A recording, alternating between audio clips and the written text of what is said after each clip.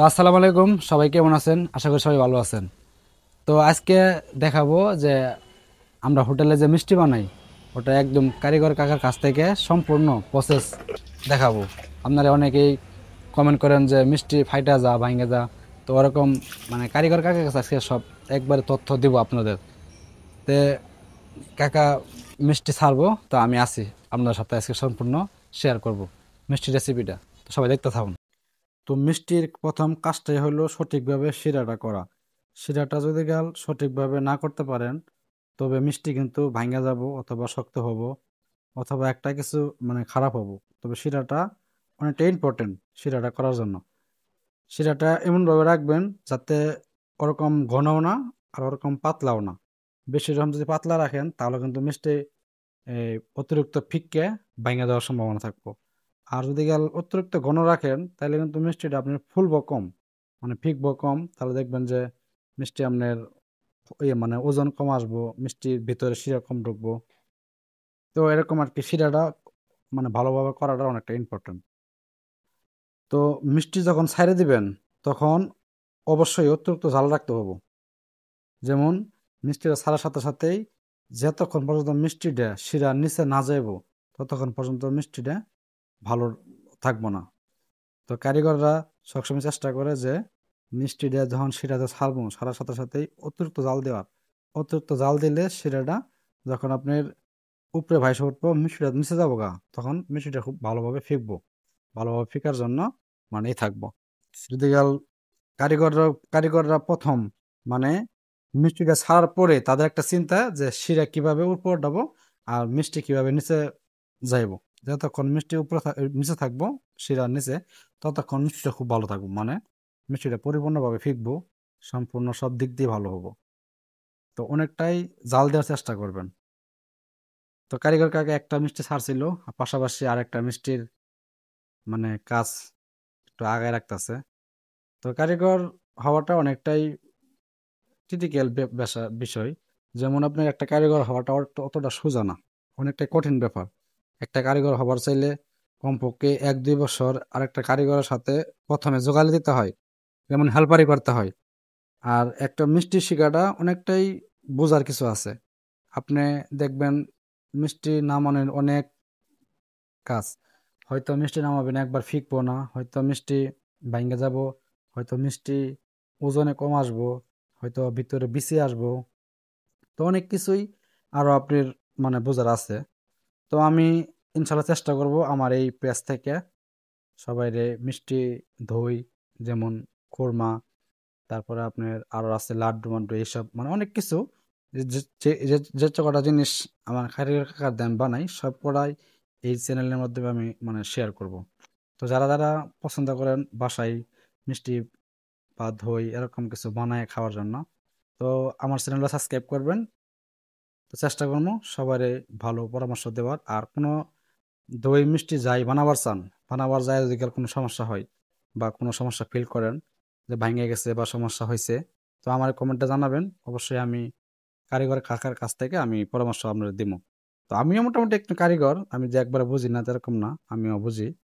তো যাই হোক, প্রথমে কাকা এলাচ দিল। এলাচটা দিলে একটা কারণ আছে, এলাচটা সহজে মূলত দেওয়া লাগে না সাদা মিষ্টিতে, তবে একটু দিল। কারণ আমাদের একটু আগের বাসি পুরান শিরা ছিল, তো তো শিরাটার কারণে একটু দিল যাতে সেন্টটা না আসে ওই শিরা। এই যে একটা চিনি দিল, এটা অনেকেই বলবেন যে এই সময় চিনি কেন দিল। তো চিনিটা দেওয়ার কারণ হলো কাকা দেখছে মিষ্টিটা অনেকটাই ফিকা গেছে বেশি, মানে মিষ্টিটা যা ফিকার দরকার, যতটুকু ফিকার দরকার তার থেকে বেশি ফিকে গেছে। তো এটার সমস্যাটা হলো কি, প্রথমে সমস্যা করছে কাকা। যেমন সমস্যাটা করছে কি, শিরাটা একটু পাতলা করছিল, সেটা পাতলা করার কারণে আপনার মিষ্টিটা অতিরিক্ত ফুকে গেছে। তো যাই হোক, এরকম সমস্যা হবেই। আর এরকম যখন দেখবেন যে মিষ্টি অতিরিক্ত ফিকে যেতেছে তখন হালকা একটু চিনি দিয়ে দিবেন। তাহলে দেখবেন যে শিরাটা ঘন হয়ে যাব। তখন আপনার আর ফিকবো না, যতটুকু আছে অতটুকুই, আর ফিকবো না। তখন মনে করেন যে মিষ্টিটা নিয়ন্ত্রণে এসে পড়বো আবার। এখন আবার জাল হবে, তো মোটামুটি সিদ্ধ হয়ে যাবে। এই যে আবার মিষ্টিটা নিচে যাইতেছে তো ওইভাবেই।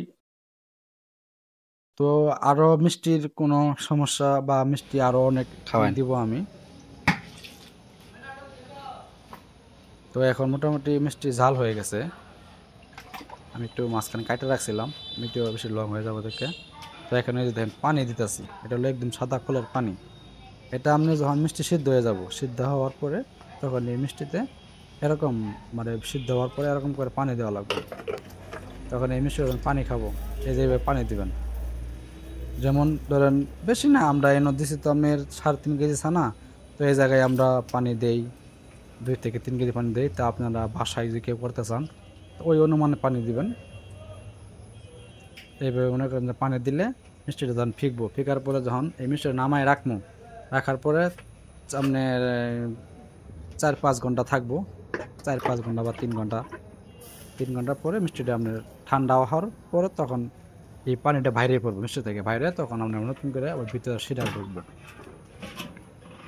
তো মোটামুটি পরে পানি খাওয়ানো শেষ, এখন মিষ্টি নামাই দেব।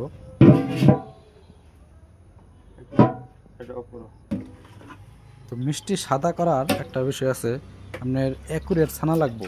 যেমন আপনার ছানা যত সুন্দর হবো মিষ্টি তত সুন্দর হবো। ছানা যদি ভালো হয় মিষ্টিও ভালো হবো। তো ছানাটা অনেকটা ইম্পর্টেন্ট আছে ছানার বিষয়ে। ব্লক তুলে নাও না, তো চিনি আর একটু দিয়ে দিল, তুলে নাও না। সেটা হয়তো বেশি পাতলা হয়ে গেছিলো, তো আর একটু চিনি দিয়ে দিল। ওকে এখন দেখুন মিষ্টিটার কালারটাকে দেখুন, আর মিষ্টিটা একবারে সলভ হয়েছে। ক্যামেরায় তো ওরকমভাবে দেখানো যাইতেছে না, তবে মিষ্টিটা একদম সলভ হয়েছে। দেখছেন অবস্থা, কালারটা কি হয়েছে, একদম অনেকটাই আপনার ফন্স মিষ্টির মতো হয়েছে। তো আমার এই কাকার এই কারিগরগিরির অভিজ্ঞতা অনেক, প্রায় 18 বছর অভিজ্ঞতা কারিগরের। তো অনেকটাই মিষ্টি সম্পর্কে অনেকটা হেই চোখ দিয়ে মিষ্টিতে আমরা তো টিপে টাইপ মানে টিপ দিই মিষ্টি হয়েছে কিনা, সিদ্ধ হয়েছে কিনা, হ্যাঁ এরকম কোনো কিছু করা লাগে না। সেই এমনি মিষ্টি আপনার উঁচা করে দেখলেই, ডাব্বতে ওড়ায় দেখলেই যে বুঝে যে হ্যাঁ মিষ্টি হয়েছে কিনা। তো দেখেন মিষ্টি কালারটা দেন একবারে সাদা ধবধবে মিষ্টি হয়েছে। তো সবাই ভালো থাকবেন। তো আমার কেউ যদি গেলে এরকম মানে এরকম টিপস শিখতে চান বা এরকম বাসায় মানে করতে খাইতে চান, এরকম নিজে, যেমন অনেকের গরু আছে নিজে দুধ দোয়া নিজে মিষ্টি বানাই খাবো,